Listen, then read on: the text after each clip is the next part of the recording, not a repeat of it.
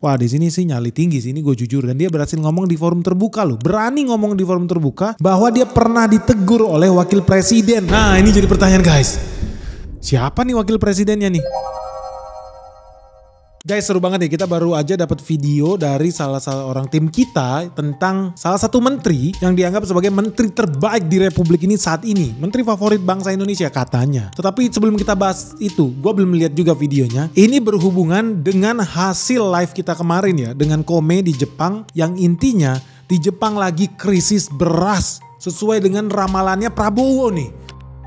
Harga beras di Jepang terus melambung tinggi meskipun pemerintah telah melepas stok beras darurat selama 1 bulan terakhir untuk menekan kenaikan harga. Namun upaya tersebut belum membuahkan hasil. Beras semakin tak terjangkau dan mulai membebani warga Jepang secara luas. Data Kementerian Pertanian Jepang menunjukkan rata-rata harga beras 5 kg di supermarket telah menyentuh 4.206 yen atau setara dengan $29 Amerika Serikat. Jepang krisis beras, harga beras di Jepang udah naik berkali-kali lipat. Sekarang lu harus beli beras seharga Rp800.000 per karungnya. Satu karung di sana isi 10 kilo. Artinya sekarang harga beras di Jepang menurut data dari Kome ketika kita live kemarin, makanya lu harus join. Harga beras di Jepang itu udah sampai Rp80.000 per kilo. Ini luar biasa guys. Di Indonesia aja paling 15.000 sampai 17.000 per kilo. Tapi di Jepang Rp80.000 per kilo.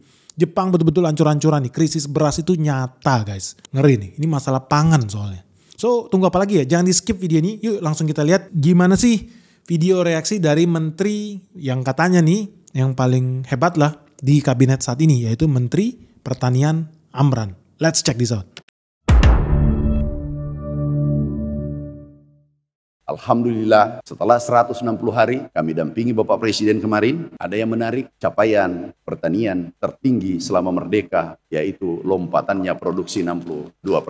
Ini bukan kata saya, kata BPS. Ini bukan kata saya. Kemudian Bulog, stok pangan kita di saat terjadi goncangan di tingkat global, Malaysia kekurangan pangan, Jepang yang begitu negara maju, bisa lihat fotonya Jepang, ini Jepang. Kemudian Filipina kekurangan beras, krisis. Hari ini harga beras di sana tahu terakhir Rp89.000 per kilogram. Bayangkan kalau Indonesia naik saja 20.000, itu negara ini dalam keadaan terancam. Iya, bisa dijerit-jerit orang demo di mana-mana, betul. Jadi di sini mau bilang ya, selama 160 hari menjabat, produksi pertanian khususnya padi naik hingga 62%. Ya ini gue percaya sih, bukan karena Menteri Amran yang ngomong ya, tapi memang realitanya memang gue lihat khususnya di daerah-daerah tertentu kayak di Sulawesi, itu memang kita sudah lakukan penanaman skala besar, mekanisasi, sistem irigasinya bagus.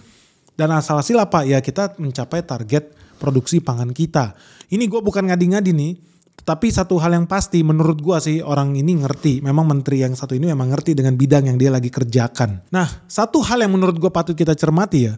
Ternyata program ketahanan pangan yang selama ini mungkin banyak orang yang mentertawakan lah, haters lah, oposisi lah. Dianggap buang-buang duit. Tapi memang kalau lu follower channel Benix lu udah lihat ya. Gue mulai dari El Nino, La Nina. Gue udah mau bisa memprediksi bahkan sampai ke hari ini bahwa harga minyak bumi akan terus turun. Tetapi harga sawit akan terus naik. Hari ini pun jadi kenyataan. Lu pun kalau beli saham yang kemarin kita beli, hari ini pun lu panen raya. Udah jelas lah. Ini semua bisa kita kalkulasikan. Satu yang gue salut adalah ternyata prediksi Prabowo jadi kenyataan. Itu sebenarnya prediksi gue by the way ya. Bahwa kita harus segera mencapai kedaulatan pangan. Karena ya tentu saja global warming itu akan semakin ekstrim. Akan makin banyak gagal panen di mana-mana. Kalau kita nggak bisa kasih makan 200 juta penduduk kita, kolaps ini negara bubar. Dan ini seperti yang udah dinyatakan di Malaysia, di Jepang, bahkan Filipina hari ini mengalami krisis beras. So ini mengkonfirmasi apa yang dibilang oleh Kome, follower kita yang dari Jepang asli ya, bukan tipu-tipu. Lu bisa lihat videonya di situ. Kemarin Jepang gue tahu lagi krisis beras ya guys. By the way harga beras di Jepang udah naik beberapa bahkan hampir 100% loh. Jadi harga beras lagi krisis nih Jepang, dan mereka akhirnya banyak yang impor beras itu sampai ambil dari Amerika Serikat. Coba kita tunggu dari Kome. Kome, kamu kalau beli beras masih makan beras nggak? Jangan-jangan udah ganti makan gandum tiap hari nih. Bener nggak? Jadi kalau gue lihat secara teoritis kayak di Indonesia ya, COGS biaya penanaman harga gebah 6.000, di tingkat retail harga beras itu 15.000 sekilo, masuk ke Jepang taruhlah 30.000. Berarti di Jepang itu harga beras itu harusnya sekitar 40 ribuan per kilo rupiahnya. Bener nggak? Di sini ada yang dari Jepang nggak?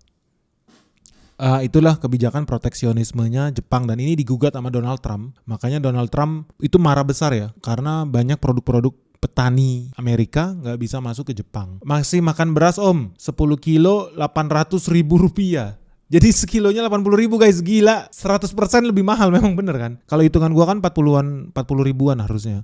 Cuman karena udah naik jadi 100 ribuan, jadi 80.000, luar biasa.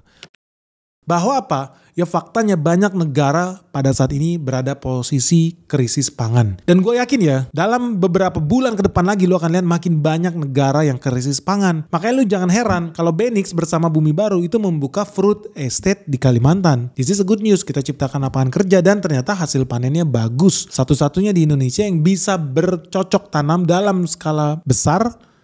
Dan tentunya panennya bagus ya. Kita kemarin habis panen pisang, nanas, dan semangka. Luar biasa. Lo harus cobain deh produksi pertanian Bumi Baru. Satu-satunya di Indonesia yang bisa memproduksi buah-buahan dari lahan kritis tanpa deforestasi, tanpa nebang pohon. Jadi betul-betul hijau guys.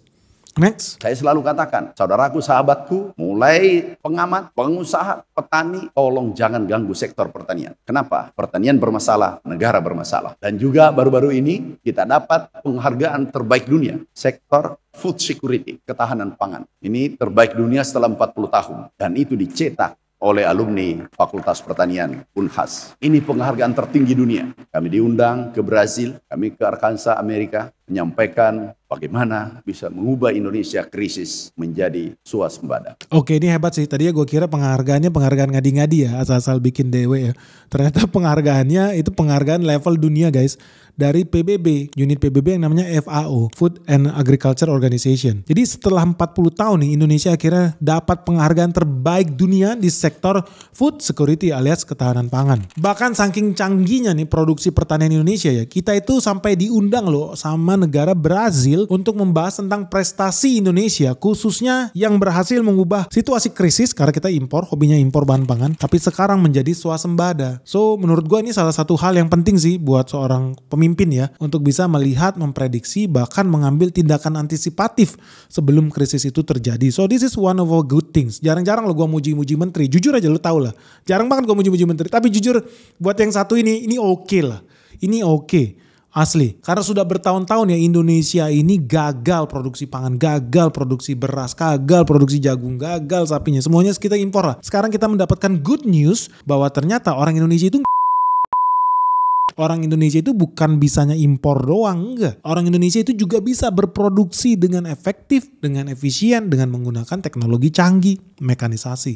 So this is a very very good news buat Indonesia. Jadi nggak heran ya kalau kita bisa dapat penghargaan level internasional. Bukan penghargaan ecek-ecek dari universitas gitu. Bukan. Ini penghargaan tingkat dunia dari PBB. Luar biasa. Nah ini tapi tetap bikin jadi pertanyaan sih. Terus menteri yang sebelumnya ngerjain apa ya?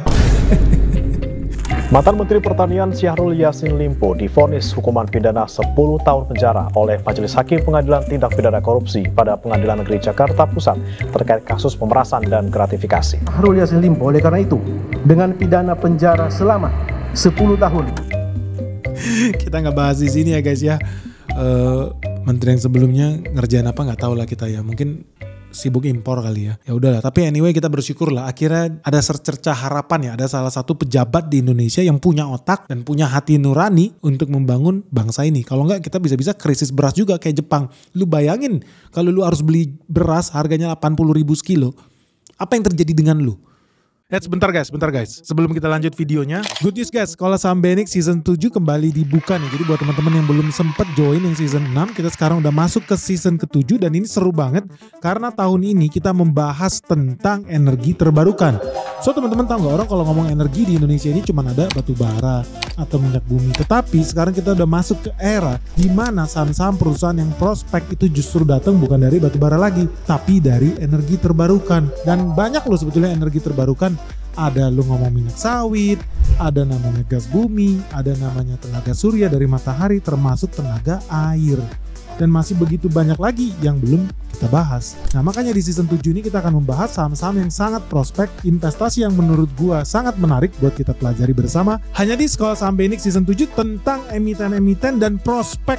Prospek yang luar biasa dari sektor energi terbarukan. Makanya jangan sampai ketinggalan guys. Segera buruan daftar karena kita ada promo nih, diskon 25% hanya untuk 50 orang pertama yang daftar sebelum 25 April 2025. So tunggu apa lagi guys, buruan yuk, segera hubungi nomor handphone yang ada di bawah ini atau www.skalasahambenix.com. Apa yang terjadi dengan lu? Pusing bro. beras itu makanan pokok di Indonesia. Lu harus bayar 80.000 sekilo. Berarti 1 karung lu harus bayar 800.000 buat 10 kilo. Kan ngeri. Ya untungnya ya kita bisa ambil tindakan antisipatif ya. Karena ternyata pejabat kita khususnya ya di sektor ini berhasil melakukan swasembada pangan. Memang ini orang bisa kerja sih. Memang ahli di bidang ini. Next. Kami diundang jadi menteri, tidak ada yang kenal. Gak ada nama kami di Google. Dicari siapa ini Amran. Dari perguruan tinggi mana. Nanti 6 bulan ketahuan, 3 bulan ketahuan. Dengan teman-teman. Yang lain dari Harvard, dari mana. Tapi saya katakan, aku akan beresin pekerjaan yang diberikan pada pundak saya. Alhamdulillah, swasembada. Baru saja juga mafia, doakan kami tempur. Ingin kami bersihkan sektor pertanian di Republik ini. Karena kami ingin kalian melanjutkan perjuangan ini nanti. Kami tidak ingin Anda menyesali saya nanti setelah saya tiada. Ini ada kemarin minyak goreng, ada mafia pupuk, ada mafia beras, ada 50, sekarang 2 tarik kemarin laporan, kami di SMS Kapolri, ada 20 sudah tersangka, kami kirim ke neraka, nerakanya dunia, yang ingin mempermainkan nasib rakyat kecil. Boleh nih, kirim ke neraka nih. Sahabatnya malaikat maut nih dia nih. Yang menarik adalah salah satu keluarga pejabat yang aku pecat, nanti setelah saya pecat baru aku tahu, dan aku minta maaf, yang penting saya sudah pecat mereka. Ada juga kami pernah ditegur wakil presiden gara-gara ada mafia beras, kami tutup perusahaannya. Ternyata semuanya adalah pemimpin-pemimpin besar ada di dalamnya. Kami dimarahi, kami berterima kasih, kami katakan yang penting kami sudah tutup karena dia melanggar regulasi yang ada di Republik ini. Oh, ini luar biasa sih, luar biasa sih. Ketika si Pak Amran, by the way dia udah 2 kali ya jadi Menteri Pertanian ya. Tapi pas dia jadi Menteri pertama kali tidak ada yang kenal dengan dia. Jujur gue juga gak kenal ya dengan Menteri Amran nih. Tapi ternyata setelah dia jadi Menteri, dia bisa menyelesaikan banyak pekerjaan yang tidak bisa diselesaikan oleh Menteri-Menteri sebelumnya. Khususnya di bidang pangan ya. Dia berhasil swasembada pangan. Makanya semua orang kaget.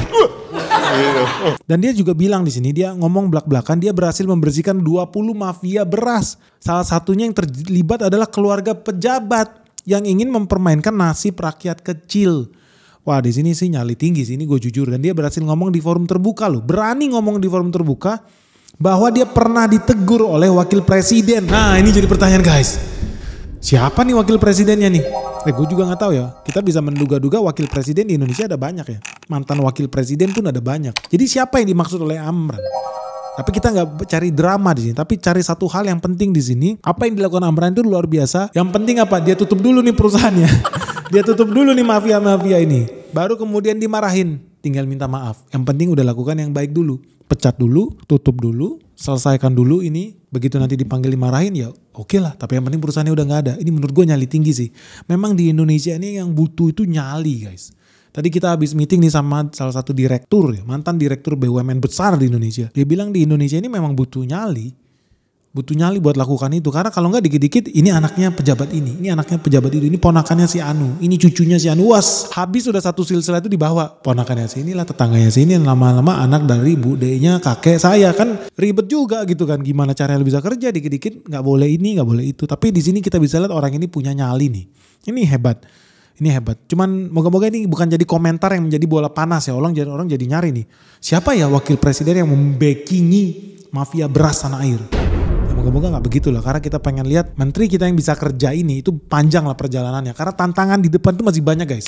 Tadi dibilang ada mafia pupuk. Kita masih ada lagi mafia daging. Kita hobi beras impor, sapi impor. Soal jagung. Soal belum lagi ngomong bibit. Mafia bibit di Indonesia begitu banyak guys. Petani yang menjerit. Capek-capek nanam tanaman. Ternyata bibitnya palsu. Baru ketahuan setelah 2-3 tahun. Ini kan ngeri. Ngeri banget nih kalau dibiarin seperti ini. Menurut gue itu harus dihukum mati loh. Jujur banget deh. Jujur aja ya, gue udah ketemu petani yang buka lahan 2 hektar. Ada yang nanam kopi, ada yang nanam coklat, ada yang nanam sawit. Begitu setelah nunggu 3 tahun, keluar buah pertama, ternyata palsu. Karena bibitnya ternyata bibit palsu. Tapi gak bisa kelihatan. Kan ngeri guys, lu itu 3 tahun hidup dalam kepalsuan. Dengan harapan yang bodong. Karena lu termakan buayan pedagang-pedagang bibit palsu, pestisida palsu, benih palsu. Lu rawat itu selama bertahun-tahun. Begitu naik ke tahun keempat, zong. Kan sadis sih menurut gua. Ini menurut gue sadis. Gue juga salah satu korbannya. Kita pernah dapat korban bibit palsu karena gue nanam semangka ya. Sekian hektar di Kalimantan. Dapat bibit palsu. Aduh sedih banget petani-petani kita yang di sana yang gagal panen. Gue tetap bayarin itu dengan harga penuh sih. Memang gue yang rugi jatuhnya. Cuman ya kok tega banget ya. Tega banget sih asli. Itu kan hajat hidup orang banyak loh. Masih banyak orang Indonesia ini gak punya gelar S1 kayak lu. Bahkan jangankan S1. Cuman lulusan SD aja udah bagus. Mereka gak bisa kerja di bank kayak lu. Mereka gantungkan hidupnya di pertanian.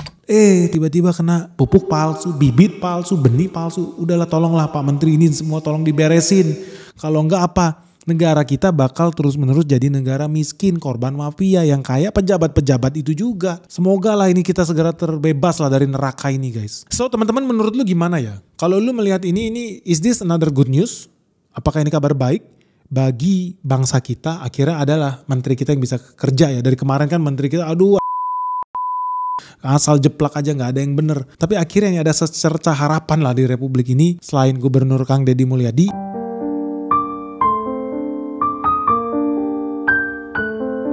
Inum ku amang sok. Inum. Ya ternyata di level pejabat menteri, ternyata kita bisa mengharapkan masih ada pejabat kita yang punya hati nurani guys. Dan menurut lu sendiri gimana ya? Menurut lu sejujurnya ya, penting gak sih buat negara kita itu investasi besar-besaran di sektor pangan? Atau justru sebaiknya duitnya dipakai buat hal yang lain? Bangun jembatan misalkan, bangun bandara. Menurut lu gimana? Sebetulnya bagus gak sih program food estate, program swasembada pangan yang dibikin oleh Presiden Prabowo? Gue harap buzzer jangan komen di sini. Kita butuh komentar yang natural, yang real dari rakyat Indonesia. Lu mendukung atau enggak sih program ketahanan pangan, swasembada pangan yang diupayakan oleh pemerintah? Supaya lu gak usah bayar beras 80.000 sekilo. Lu setuju atau enggak? By the way guys, lu udah lihat ya Amran ini juga kayaknya Bapak Menteri yang satu ini terlalu berani nih ngomong. Belak-belakan sampai nyebut merek bahkan. Tapi namanya untung dia gak sebut. Menurut lu umur dia akan lama gak di Republik ini? Menurut lu dia akan dipertahankan gak? Cukup lama di Republik ini. Karena dia terlalu berani, terlalu pintar, dan bisa kerja. Menurut lu orang-orang seperti ini akan terus dipakai gak sih? Atau yang jago ngejilat aja yang bagusnya dipelihara? Oke guys, semoga video ini bermanfaat. Ditunggu ya pandangan kalian gimana dan saran kalian gimana ya supaya dunia pertanian Indonesia bisa tambah sukses lagi, tambah berhasil lagi, supaya makin banyak nih kita lihat orang-orang kaya baru dan anak-anak muda baru yang bersemangat untuk terjun ke sektor pertanian. Karena kalau bukan kita ya siapa lagi? Lu masih mau ngandalin impor dari India, dari Cina, dari Vietnam sampai kapan? Itu nyawa kita loh. Jangan sampai isi perut kita aja ada di negara lain. Menurut gua itu sangat-sangat ngeri. Ya bukan cuma itu aja sih. Memang kedaulatan pangan penting tapi kedaulatan energi juga penting. Jadi banyak yang penting. Ya penting semuanya memang. Tapi mana yang paling penting? Tulis dong di bawah ini. Menurut kalian udah bagus atau tidak sih program swasembada pangan pemerintah? Atau lebih baik dananya dipakai buat yang lain aja? Gak usah ngasih pupuk, gak usah ngasih traktor, gak usah bangun irigasi pertanian. Biarin aja petani kita di bawah bertarung berjibaku sendirian. Atau memang harus kita belain. Turun ke sana dampingi mereka. Sampai mereka berhasil. Oke guys, semoga video ini bermanfaat. Salam sehat, salam cuan. Bye-bye.